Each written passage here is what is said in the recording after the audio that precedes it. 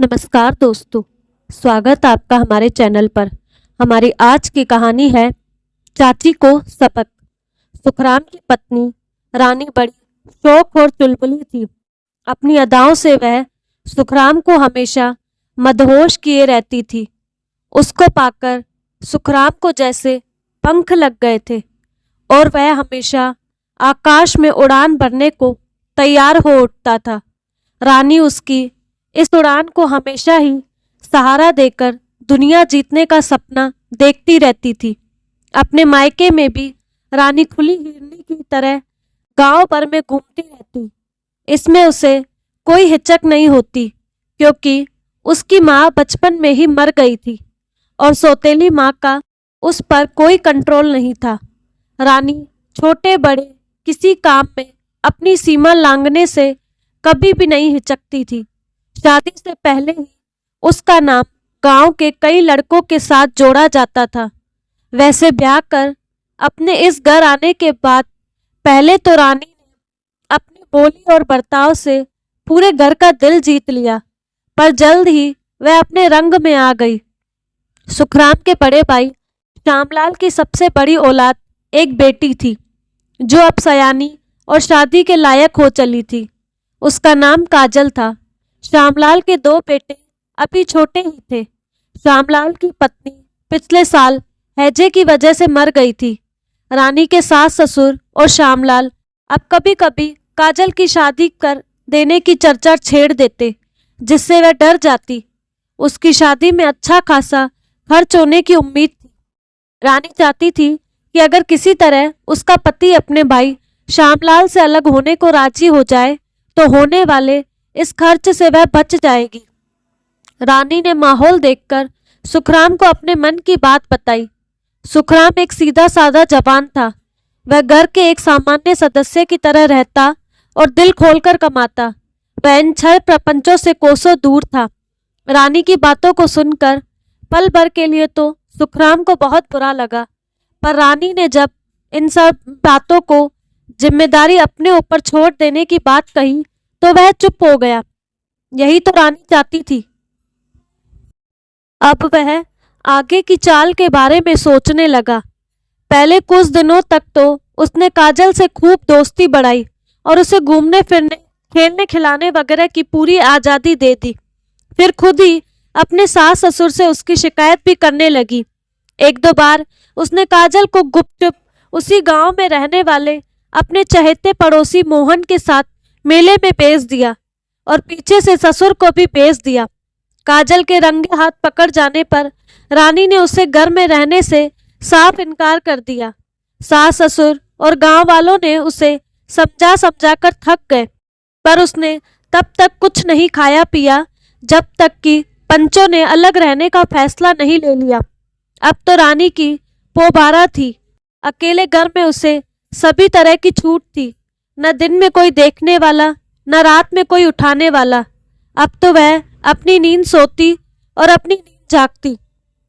सुखराम तो उसके रूप और जवानी पर पहले ही लट्टू था। बंटवारा होने के बाद से तो वह उसका और भी एहसानमंद हो गया था। सुखराम दिन भर अपने खेतों में काम करता और रात में खा पी कर रानी के रूप रस का पान कर सो जाता, तो 4 बजे भोर में ही पशुओं को चारा पानी देने के लिए उठता। इस बीच रानी क्या करती, क्या खाती पीती, कहाँ उठती बैठती, इसका उसे बिल्कुल भी एहसास न था और ना ही चिंता थी। रानी ने एक मोबाइल फोन खरीद लिया। कुछ ही दिनों में उसने अपने पुराने प्रेमी से फोन पर बात की। सुनो रामू, अब मैं यहाँ भी पूरी तरह से आजाद हूँ। तुम जब चाहो समय निकालकर यहाँ आ सकते हो। केवल इतना ध्यान रखना कि मेरे गांव के पास आकर पहले मुझसे बातचीत करके ही घर पर आना, समझे? क्यों, अब मेरे रात में आने से तुझे अपनी नींद में खलन पड़ती है क्या? दिन में बार बार तुम्हारे यहाँ आने से नाहक लोगों को शक होगा। रामू ने कहा, रात के अंधेरे में तो सभी काला धंधा चलाते हैं, पर दिन के उजाले में भी कुछ दिन अपना काला धंधा चलाकर मजा लेने में क्या हर्ज है? रात को पशुशाला में गोबर की बदबू के बीच वह मजा कहाँ जो दिन के उजाले में अपने मर्द के बिछावन पर मिलेगा। ठीक है रानी, तुम्हारी बातों को मैंने कब काटा है। यह आदेश भी सिर आंखों पर। लेकिन जोश के साथ होश कभी नहीं खोना चाहिए। ठीक है, कल दोपहर बाद, रामू बोला।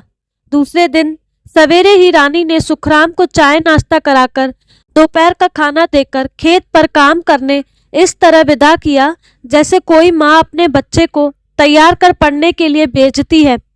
ठीक 12:30 बजे मोबाइल फोन की घंटी बजने लगी। भीतर बाहर अगल बगल देखकर रानी ने रामू को घर पर आने का सिग्नल दे दिया।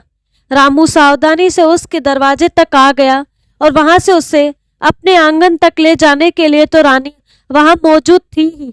तकरीबन 2 घंटे तक रामू वहां रहकर मौज मजा लेता रहा। फिर जैसे आया था वैसे ही लौट गया। ठीक उसी समय अलग हुए बराबर के घर में काजल अपने छोटे भाई के साथ पशुओं को खूंटे से बांध रही थी। आज उसका छोटा भाई अपने साथ दोपहर का खाना नहीं ले जा सका, इसी वजह से वह सवेरे ही पशुओं को हाँक लाया था।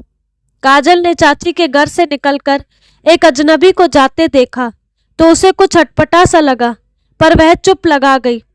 दूसरे दिन भी जब काजल बैलों को पानी पिलाने के लिए दरवाजे पर आई तो गांव के ही मोहन को रानी के घर से निकलते देखा। देखते ही वह पहचान गई कि यह वही मोहन है जिसके साथ चाची उसे बदनाम करके दादा दादी और उनसे अलग हुई थी। अब तो काजल के मन में कुछ उथल पुथल सी होने लगी थी। उसने अपने मन को शांत कर एक फैसला लिया और मुस्कुराने लगी। अब काजल बराबर चाचा के घर की निगरानी करने लगी। वह अपने आंगन से निकलकर चुपके से चाचा चाची के घर की ओर देख लेती और लौट जाती। एक दिन उसे फिर एक नया अजनबी उस आंगन से निकलते हुए दिखा। अब काजल से रहा नहीं गया। उसने अपनी दादी से सारी बातें बताई। वह बूढ़ी अपनी एक खास जवान पड़ोसन से मदद लेकर इस बात की जांच में जुट गई।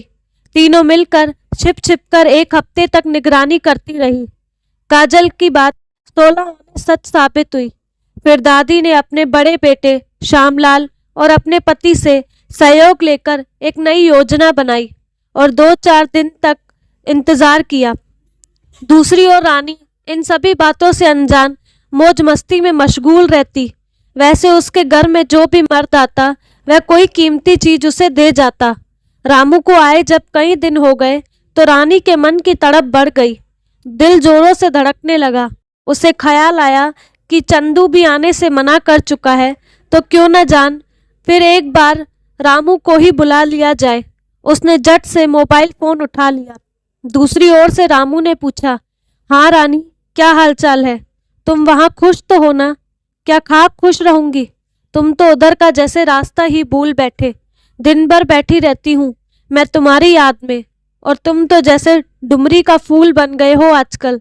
बोलो क्या हुक्म है? आज तुम दोपहर के 12 बजे मेरे घर आ जाओ। हुजूर का हुक्म सिर आंखों पर, कहते हुए रामू ने फोन काट दिया। रानी ने तो अपनी योजना बना ली थी, पर उसे भनक तक नहीं थी कि कोई उस पर नजर रखे हुए है। रामू पर नजर पड़ते ही सभी सावधान हो गए। वह एक ओर से आकर रानी के आंगन में घुस गया। लोगों ने देखा कि रानी उसे दरवाजे से भीतर ले गई।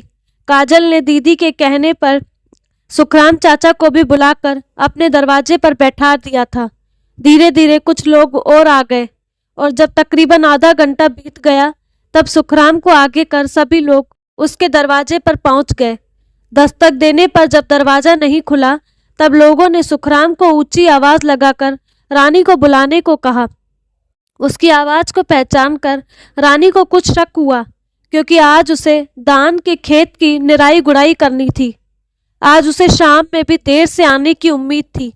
वह रामू संग पलंग पर प्रेम की पेंगे भर रही थी।